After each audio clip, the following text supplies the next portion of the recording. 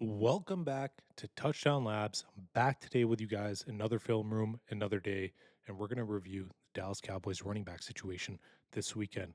Apologies for last week, a little bit sick, a little bit slow on my content. And like I said, somebody suspended my Twitter, so we're going through that right now. But what I'm going to do for you guys is we're going to review the two free agent signings that we got at running back for Dallas, Miles Sanders and Javonte Williams. Now, the question to ask here is Miles Sanders washed? Funny enough, Carolina and Dallas do a little bit of a flip flop. Carolina goes ahead and signs Rico Dowdle, $6 million 1 year, but we sign two running backs for the same price. So I want you guys to look at this from a business perspective and give me your grades after we go through the film session. This guy's 5'11, 210 pounds, very used to him. He played for Philadelphia. And Miles Sanders was the guy sitting behind Saquon Barkley at Penn State. So let's get into the film here. The first thing that I chose was runs over 15 miles per hour. So this is where Miles Sanders showing his juice and whatever he has left in the tank. When it comes to who Miles Sanders is and who Miles Sanders is as a player, let's take a look at this now. Miles Sanders is coming in, 2019. He's drafted several years ago, fifth best back coming out of that draft. Like I said, he's at Penn State, sitting behind Saquon Barkley there, and runs about a 4.5. So he's a quicker guy. And couple of things when you look at his draft profile coming out and what they say about him is that he can get a little bit too cute in the hole. But once he picks his poison and fills his gap and figures out where he wants to go, he can be extremely successful. Miles Sanders plays for Philadelphia. He gets offensive player of the year recognition when it comes to offensive rookie of the year recognition when it comes to his first year.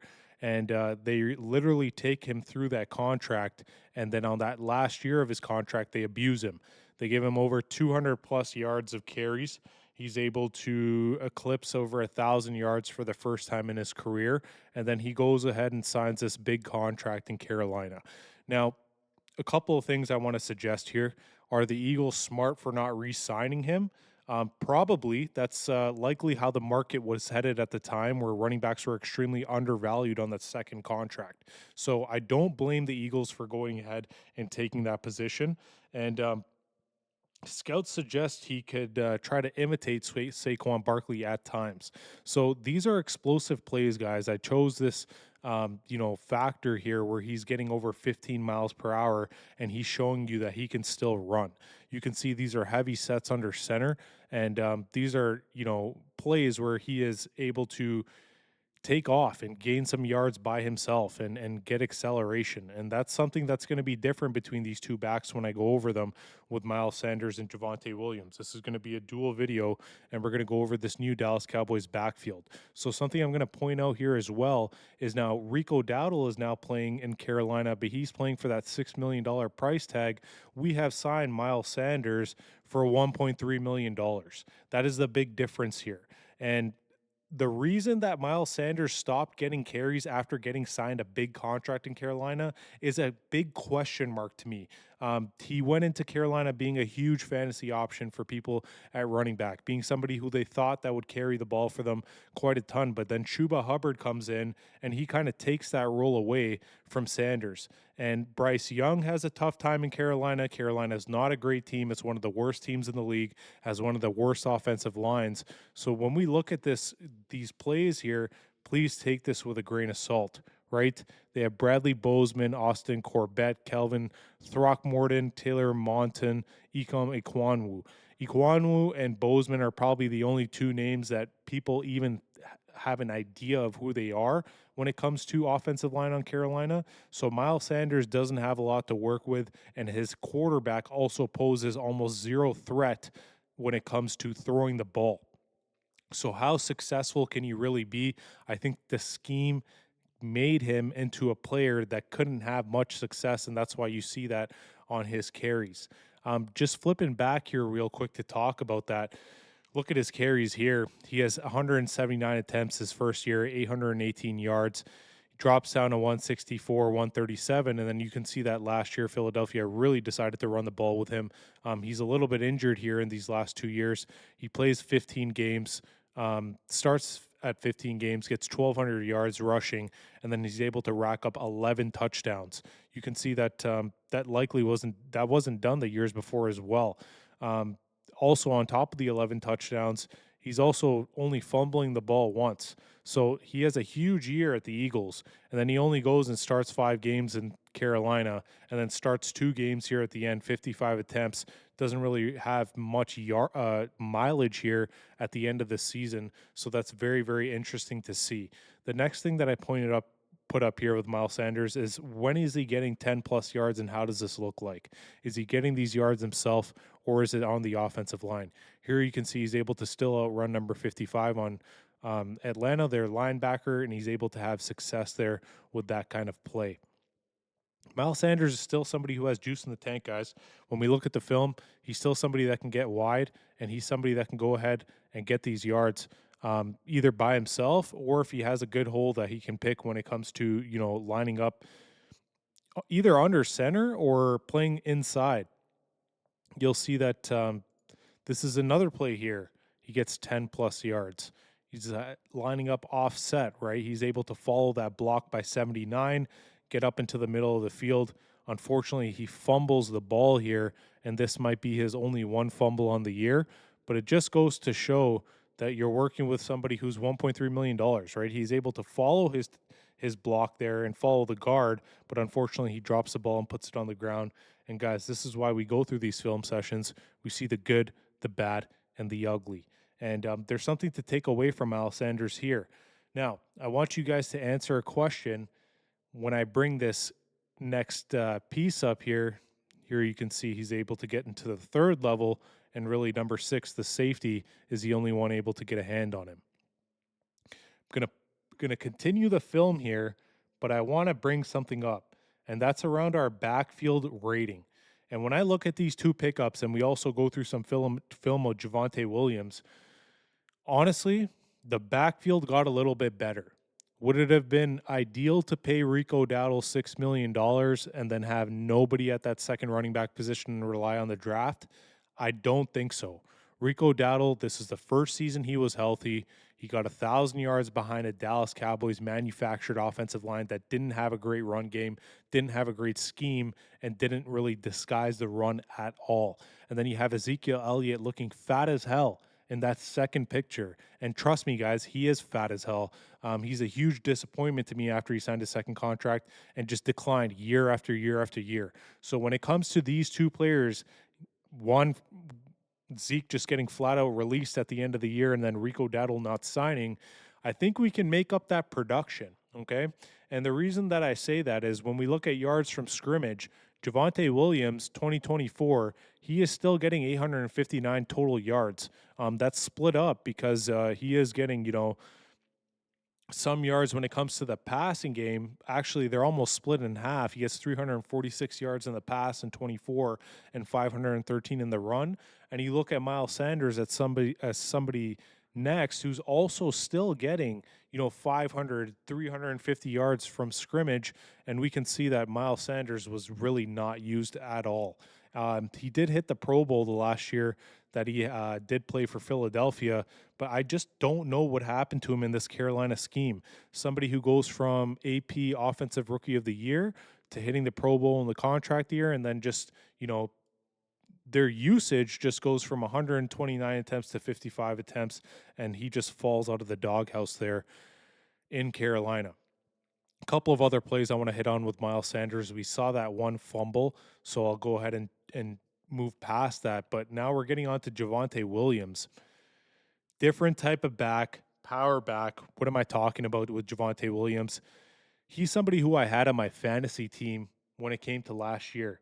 And really with Javonte Williams, I think he's effective, but he was in a rotation here. And it don't feel like with a coaching change to Sean Payton, he had any kind of favor given to him in that rotation.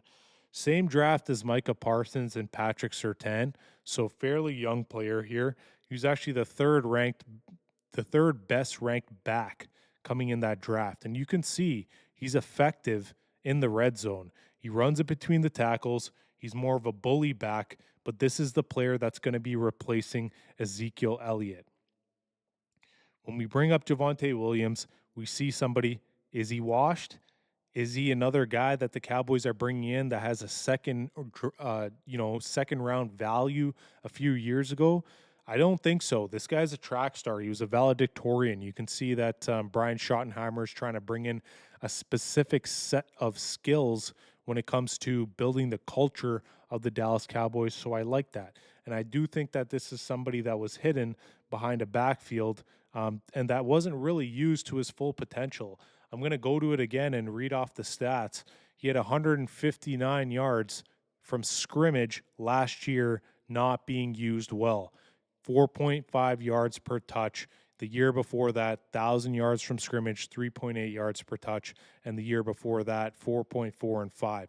So I think he can have a really good, role for him, even in the pass game, even in the blitz protection game and being a third down back. You can see here he's able to manufacture a touchdown being a bully, right? If we go back to this play here, it's just really them lined up under center telling the Falcons that they're going to go ahead and run the ball, and they're doing that, and he's met with 3 defenders in front of him, and he's still able to push in and get 6 for the team. So this is the type of energy that you're going to see with Javonte Williams. He was signed for a little bit more, and I think it's because he will be the lead back in our rotation. I feel like Miles Sanders gives us a little bit of elusiveness that Rico Dowdle gave us, but we really look to be a power running team now with Schottenheimer coming in. And this is somebody who, I said it before, he was a track star, he isn't too old, and he's a bully back that lacks that little bit of runaway speed. But in these situations here where you have him in a red zone situation and you need 6 points, he's able to be effective, follow his blocks, and get into the end zone. He's going to be successful in a gap, power, and inside zone scheme, something that Dallas is familiar with running. And the fact that I think we have a coach now who's going to run the ball on 55% of first downs, this is the type of guy who's going to be successful in that scheme. Don't forget Williams and Michael Carter at North Carolina were running as, the 2 best backs in the country. So I think in the right tandem, they can be extremely successful. This is a fumble here by him. I just want to see what happens. Like I said, we're looking at the good, the bad, the ugly. Here, it looks like he's just trying to gain some extra yards, and he gets stripped. So lack of ball security there, I don't think so. There's another fumble here against the Chargers. We'll take a look at that as well. And the fumble against the Chargers, let's just see if it's his fault or if it's a team situation. Don't forget that the Broncos were a team that came on late here, and they rely heavily on running the ball. This is another spin type move where it looks like that might be something he needs to work on when he's spinning and not able to see the defender, and they're able to strip the ball right away from him. Miles Sanders, we're going to bring this up one more time just because we're comparing both backs.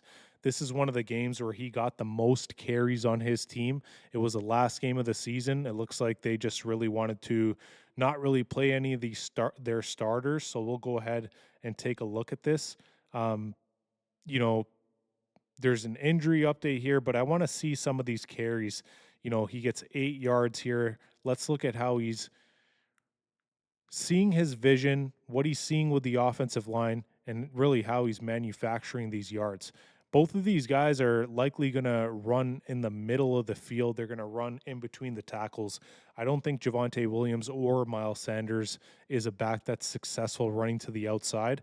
And hey, guys, I want to mention this does not stop us from drafting a back in the first round either. I think it puts us in position to take best player available. And if there's a guy like Omarion Hampton on the board in the second round, we've just only spent $4 million on the running back room this year. I don't think it's a situation where it stops us from drafting the best player available if that's in round 1, 2, or 3. So what are my conclusions when I'm coming out of this film session? And what am I trying to show you guys? I really think Javonte Williams and, Miles Sanders are a better backfield than what we have right now. We're going to bring up this backfield rating one more time. These 2 guys are better than the 2 guys we had before. And even though you're going to look at me and say that, hey, we had a 1,000-yard rusher, I'm going to tell you that Javonte Williams got 1,000 yards from scrimmage last year. He can play between the tackles. He's good at blitz pickup. He can also catch the ball. And what I just showed you there in the red zone is something that the Cowboys are lacking right now. They're lacking a playmaker that can just take the ball from 10 or 15 yards from the line of scrimmage away from the end zone and get it in there. And this is somebody who's running the ball frequently and frequently getting these yards when it comes to him running close to the 25 yards and in. And that's something that I like to see. Paying him $3 million. It's not a high risk situation where we have a lot of cap tied up into him. It's more of a prove it deal for a second round back that came in as one of the best backs in the country, and he's trying to play some bully ball and change the culture in Dallas. So what do I think here? I think it's a little better than what we had before. I don't think it stops us from drafting anybody in the first round. And guys, I'll keep doing these free agent videos. Tell me what you like from this video. Comment, like, subscribe. And I need your help, right? We just got to 100 subscribers. Like, comment, share, and get me to 1,000. We'll go ahead and keep making these videos for you guys. I love breaking down the Cowboys. Love breaking down film. Can't wait to get you guys a mock draft video tomorrow again.